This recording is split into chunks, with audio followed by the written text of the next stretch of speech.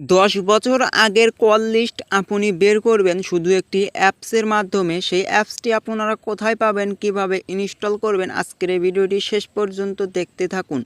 ভিডিওটির মূল কাজে যাওয়ার আগে আপনার কাছে ছোট্ট একটি রিকোয়েস্ট থাকবে, আপনি যদি আমার এই চ্যানেলে নতুন হয়ে থাকেন তাহলে অদূরে চ্যানেলটা সাবস্ক্রাইব করে পাশের বেল আইকনটি প্রেস করে এইরকম ইন্টারেস্টিং ভিডিও পাওয়ার জন্য।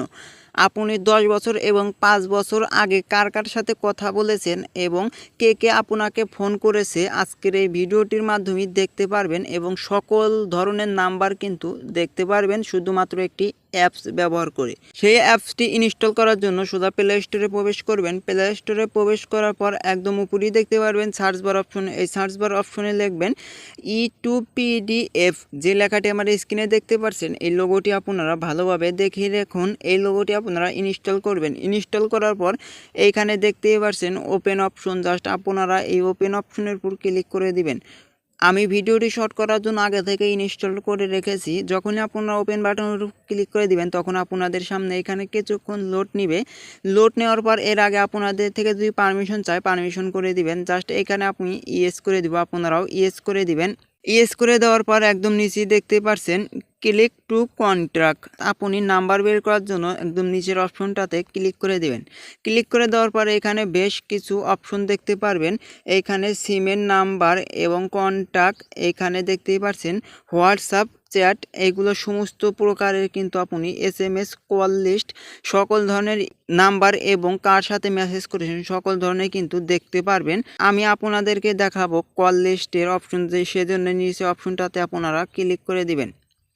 ক্লিক করে দেওয়ার পরে এখানে একদম উপরে দেখতে পাচ্ছেন দুটি অপশন রয়েছে। এটি বর্তমান সময়, আপনি কয় বছর আগে তা দেখতে চান সেজন্য এখানে সিলেক্ট করে দিবেন। আমি সিলেক্ট করে দিচ্ছি।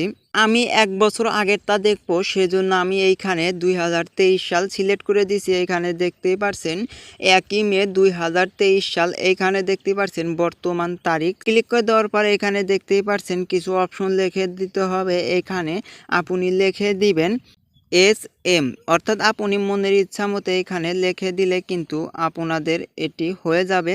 দেওয়ার পরে এখানে দেখতেই পাচ্ছেন এক্সপোর্ট টু PDF, জাস্ট এটার উপর আপনারা ক্লিক করে দিবেন। ক্লিক করে দেওয়ার পর আপনারা ক্লিক করে দিবেন তখন কিন্তু এখানে দেখতেই পারবেন কতগুলো নাম্বার রয়েছে। এই নাম্বারে কিন্তু আমি কথা বলেছি 1 বছর আগের সমস্ত নাম্বার কিন্তু এখানে শো হয়ে গেছে।